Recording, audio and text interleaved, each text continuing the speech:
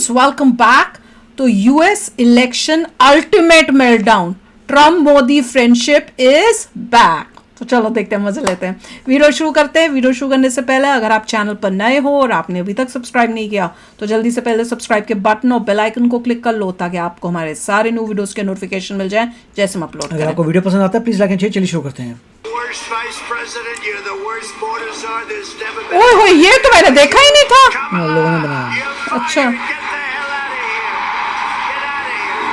याद है आपको जब कमला चाची ने आर्टिकल 370 के एब्रोगेशन के बाद कश्मीरियों को कहा था तो कि वो कश्मीरी अकेले नहीं हैं, तो अब इलेक्शन हारने के बाद वो जाके कश्मीरियों को कंपनी दे सकती हैं क्योंकि अब तो उनके पास काफी फ्री टाइम है। तो जैसा कि आपने सुन लिया होगा, ट्रम्प चाचा has returned in 2024।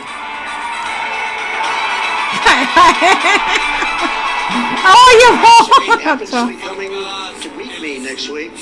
And Modi, he's fantastic. I mean, fantastic man.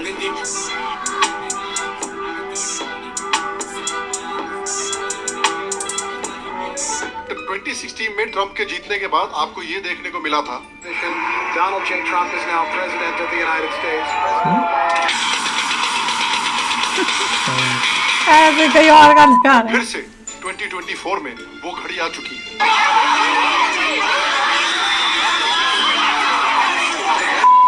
दिखा रहे, कुछ वाले के रो रहे हैं। के अमेरिकन इलेक्शंस के सबसे स्पाइसी मेल्टडाउन्स को देखेंगे तो जरा अपने मेल्टडाउन प्रोटेक्शन वाले गॉगल जरूर।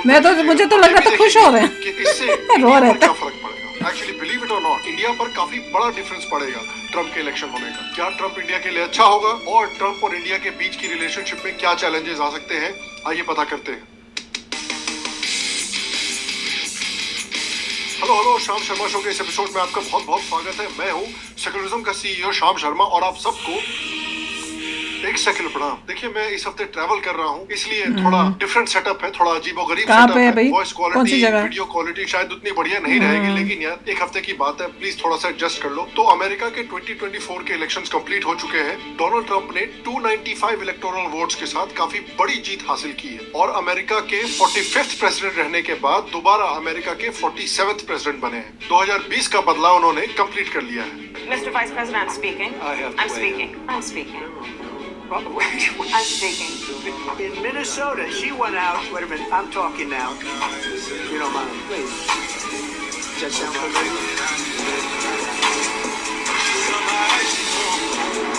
और जो बाइडेन, जिन्हें जबरदस्ती धक्का मार के डेमोक्रेटिक पार्टी से निकाल दिया गया था ताकि कमला चाची इलेक्शन लड़ सके, उन्होंने कमला चाची के लिए एक मैसेज भी छोड़ा है।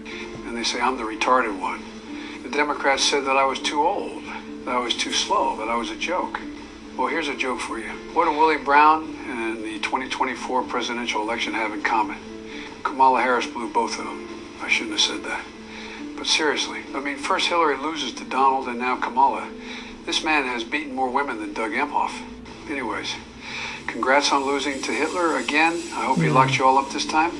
Thank Brandon out. इनफैक्ट तो नकली है, बाइडेन से भी इतनी बड़ी कैंडिडेट थी कि बहुत सालों के बाद ऐसा हुआ है कि एक रिपब्लिकन कैंडिडेट ने अमेरिका के इलेक्शन में पॉपुलर वोट भी जीता है, यानी एब्सोल्यूट नंबर्स में भी उनको डेमोक्रेट से ज्यादा वोट्स आए हैं। जनरली क्या होता है अमेरिकन इलेक्शंस में कि जो डेमोक्रेट कैंडिडेट होता है वो पॉपुलर वोट जीतता है। उसके ऊपर से अमेरिका में देखिए अराउंड 6 से 7 बैटल ग्राउंड स्टेट्स होते हैं जिनमें बेसिकली माना जाता है कि इलेक्शन डिसाइड होगा। अगर इन स्टेट्स में कोई भी कैंडिडेट बेहतर परफॉर्म करता है तो उसके चांसेस प्रेसिडेंट बनने के काफी ज्यादा बढ़ जाते हैं। ये स्टेट्स हैं Wisconsin, Michigan, Pennsylvania, north Carolina, Georgia, Nevada और एरिजोना, जिनमें टोटल 93 इलेक्टोरल कॉलेज वोट्स होते हैं, जो जैसा कि मैंने कहा इलेक्शन का रुख बदल सकते हैं। 2020 में इनमें से मेजॉरिटी स्टेट्स जो बाइडेन ने जीते थे, लेकिन इस बार सारे के सारे 7 battle ground states Donald Trump ने जीते हैं। इनफैक्ट कमला हैरिस की परफॉर्मेंस इतनी खराब थी कि पूरे के पूरे अमेरिका के किसी भी कोने में उन्होंने 2020 में बाइडेन से बेहतर परफॉर्मेंस नहीं दी है। So you asked, are there any places that the vice president is overperforming Joe Biden in 2020? So we can show you that as well. We just bring that out here. Harris overperforming 2020. इतना analysis किया उन्होंने। There you go. Oh yeah, so let us go CNN. away, वही see if there's CNN ने। anything on the east side there. Nothing. Literally nothing. कहीं पे भी नहीं बेटा Literally not one count. तो ट्रंप की जीत के पीछे क्या सीक्रेट है? देखिए, ट्रंप का मेन इलेक्शन प्लैंक था इकोनॉमी, इमिग्रेशन और लॉ एंड ऑर्डर, क्राइम को फिक्स करना। और ये वोटर्स के लिए एक्चुअली काफी बड़े कंसर्न साबित हुए, स्पेशली क्योंकि आप नोटिस करेंगे कि बड़े शहरों में अमेरिका में क्राइम काफी तेजी से बढ़ा है डेमोक्रेट लीडरशिप में। और ये इलेक्शन रिपब्लिकन्स के लिए अमेरिका पुलिस के पास कोई पावर ही नहीं छोड़ी है, कह रहे हैं। जनरली माना जाता था कि जो माइनॉरिटी वोटर्स होते हैं, जो ब्लैक होते हैं, हिस्पैनिक्स होते हैं, वो डेमोक्रेट्स के लिए वोट करते हैं। और पिछले 10 सालों से जो डेमोक्रेट लीडरशिप है, मीडिया है, वो डोनाल्ड ट्रंप को resist Everybody is fed up. And calling out the Democrats for what he calls years of racist policies. Trump was sued twice by DOJ for racial discrimination for refusing to rent apartments to black people. लेकिन ultimately Donald Trump सातों battle ground states में इसलिए जीते क्योंकि उसी resist Donald Trump को भारी मात्रा में लैटिनोज ने वोट किया है। इनफैक्ट डोनाल्ड ट्रंप को इस बार 45% लैटिनो कम्युनिटी ने वोट किया है, जो कि अनप्रेसिडेंटेड है। उसके ऊपर से ऑलमोस्ट 15% ब्लैक कम्युनिटी ने भी ट्रंप के लिए वोट किया है। और आप विश्वास नहीं करेंगे कि जो इंडियन अमेरिकन कम्युनिटी है, जो कि ओवरवेलमिंगली डेमोक्रेट्स के लिए वोट करती है, उसमें भी लेकिन जो इंडियन अमेरिकन मर्द हैं वो ज्यादातर ट्रंप की तरफ लीन कर रहे हैं। तो इंडियन अमेरिकन का वोट भी खींच रहा है। और ये इंडियन अमेरिकन वाली बात बड़ी इंटरेस्टिंग है, क्योंकि आप अगर ट्रंप के प्रॉमिसेस बड़े जबरदस्त हैं, जो क्लोज टीम है उसको देखें, लोग दुखी हैं। सरप्राइजिंगली काफी इंडियंस एंड हिंदूज भी हैं। जी हाँ, अमेरिका की so called right wing party में काफी इंडियंस और हिंदूज भरे हुए हैं। फॉर एग्जांपल कैश पटेल, जो पुरानी ट्रंप एडमिनिस्ट्रेशन में एक नेशनल सिक्योरिटी ऑफिशियल थे, काफी समय से वो एक रिपब्लिकन रहे। कैश नहीं है, काश होगा। और माना जाता है कि इस ट्रंप एडमिनिस्ट्रेशन में कैश पटेल को या तो CIA का हेड बनाया जा सकता है या FBI का हेड बनाया जा सकता है। और कैश पटेल अगर आप जानते हैं, कैश तो वो कैश हो जाता है, जिन्होंने काफी ओपनली राम मंदिर को सपोर्ट भी किया था। तो बताइए एक संघी अमेरिका की CIA या FBI का हेड बन सकता है। उसके बाद विवेक रामास्वामी ट्रंप कैंपेन के सबसे प्राउड इन हिंदू। उनका बहुत बड़ा हाथ रहा है यंग वोटर्स को ट्रंप के लिए वोट करने में, और इस वजह से ट्रंप से डायरेक्टली भी उनको काफी तारीफ मिली। और विवेक रामास्वामी एक प्राउड हिंदू भी देखा, मैंने वही बोला ना कि हेली या बॉबी जिंदल की कन्वर्ट देखा, हम तो कितनी बार बोल चुके हैं ये। आपको पसंद हो या ना पसंद हो, मैं हिंदू हूँ और वो कभी चेंज नहीं होगा। मैं अपने कल्चर को धोखा नहीं दूंगा पॉलिटिक्स में आगे बढ़ने के लिए। ट्रंप ने कहा भी है कि वो विवेक रामास्वामी को एक इंपॉर्टेंट पोजीशन देना चाहते हैं अपने कैबिनेट में। तुलसी गैबर्ट, जो एक और प्राउड हिंदू है, जो ट्रंप की मेन टीम की काफी बड़ी मेंबर थी, जिन्होंने ट्रंप की जो एंटी वॉर स्टांस है, एंटी इंटरवेंशनिस्ट स्टांस है, उस पर काफी अच्छी एडवाइस भी दी है, क्योंकि तुलसी गैबर्ट अमेरिकन मिलिट्री की एक एक्टिव मेंबर भी है। और आपको तो याद ही होगा कि कमला चाची की किस तरह से उन्होंने साबुन लगा लगा के धोबी बछाड़ दे दे के धुलाई की थी 2020 के डिबेट्स में। In why I endorse President Trump over Vice President Kamala Harris, it is because of those fundamental rights and freedoms that are enshrined in our Constitution and the words that our founders had for us in this country as Americans, our right to life, liberty, and the pursuit of happiness. उसके बाद आते हैं JD Vance, जो basically एक तरह से भारत के दामाद ही हैं, क्योंकि उनकी पत्नी है उषा वैंस, जो कि अमेरिका की सेकंड लेडी बनने वाली है। तो एक ओपनली प्राउड हिंदू अमेरिका की सेकंड लेडी बनने वाली है। And his absolutely remarkable and beautiful wife, Usha Vance.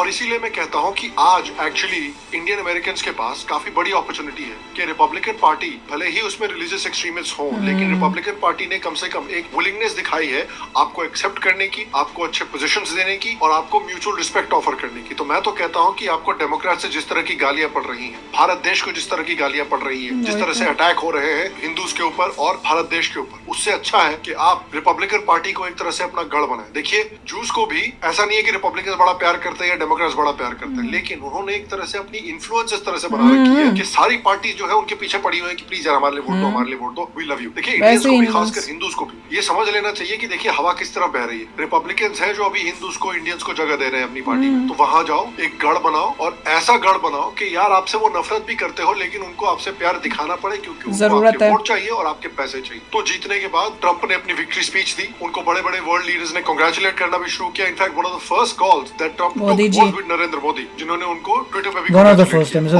भी किया था उसे। ट्रंप ने मोदी से कहा कि पूरी दुनिया मोदी से प्यार करती है, India is a magnificent country, Modi is a magnificent man, India and USA are true friends. According to reports, Trump ने सबसे पहले फोन पर बात की मोदी से, फिर नेतन्याहू से और फिर सऊदी अरेबिया के मोहम्मद बिन सलमान से। जस्टिन ट्रूडो को तो लगता है होल्ड पर ही छोड़ दिया, इसीलिए पाकिस्तान को तो उठाए नहीं। दूसरे लीडर की थोड़ी लगी पड़ी है।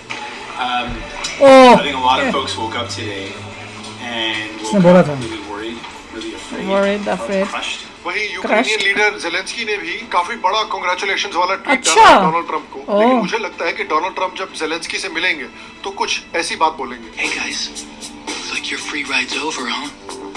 Have fun living on the streets. Italy की प्राइम मिनिस्टर जॉर्जिया मेलोनी ने भी कांग्रेचुलेशंस बोला है डोनाल्ड ट्रंप को और कहा है कि Italy and United States are sisters. Modi ji भी सोच रहे होंगे सिस्टर बोल दिया, आप कोई डेंजर नहीं। लेकिन देखिए at the end of the day I know why you are here. आप आए हो मेल्टडाउन देखने के लिए, तो जरा प्रोटेक्शन पहनो।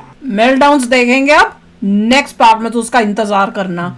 पर दिस इज रियली नाइस कि जो ट्रंप और मोदी जी की रिलेशनशिप्स है, क्योंकि देखो ट्रंप ने इलेक्शन से पहले भी जैसे बताए वो बोला था कि भैया he is a great man, he is a great leader, he is my friend. उससे मतलब positive relationship between Trump and Modi ji है। और सबसे पहले जो फोन कॉल जब बात की है मोदी जी ने कॉन्ग्रेचुलेट करने के लिए, पहले ट्वीट किया मोदी जी ने, उसके बाद जब कॉल की है, तो अगर आप लोगों को नहीं पता है उसमें बातें भी हुई हैं और ट्रंप ने उसके बाद शेख हसीना से भी बात की है। तो अभी बांग्लादेश को भी सीधा करना है। कनाडा तो है ही जिसको ठीक करने की जरूरत बहुत है, साथ में वहां बांग्लादेश को भी ठीक करने का जो है वो प्लान बन रहा है। तो सारी जो सिचुएशंस, जो प्रॉब्लम्स जनरेट हो रही थी इंडिया के लिए, होपफुली अब वो खैर देखिए ये सारा डिपेंड, देखिए मिस्टर ट्रंप को भी ये रियलाइजेशन आया है कि बहुत लोगों ने जो है उनको वोट किया है जो नॉर्मली नहीं करते। बिल्कुल सच है। अफ्रीकन अमेरिकन हैं वो सामने आए, इंडियन अमेरिकन सामने आए, लैटिनो अमेरिकन सामने आए। बहुत सारे एरियाज हैं जो कभी नहीं देते रिपब्लिकन्स को, मिस्टर ट्रंप को दिया है। क्यों? क्योंकि वादे जो थे, प्रॉमिसेस बड़े जबरदस्त थे। इकोनॉमी ऊपर आएगी और उसके बाद इमिग्रेशन का पंगा सॉल्व होगा, लॉ एंड ऑर्डर आएगा।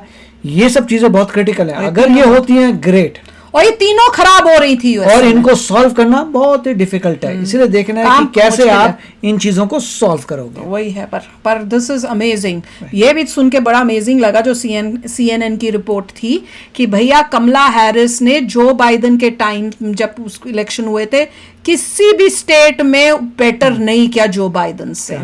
और जो बाइडेन आया ही इसलिए था कि भैया मैंने ट्रंप को हराना है, जब उस टाइम, क्योंकि हिलरी तो हार गई थी।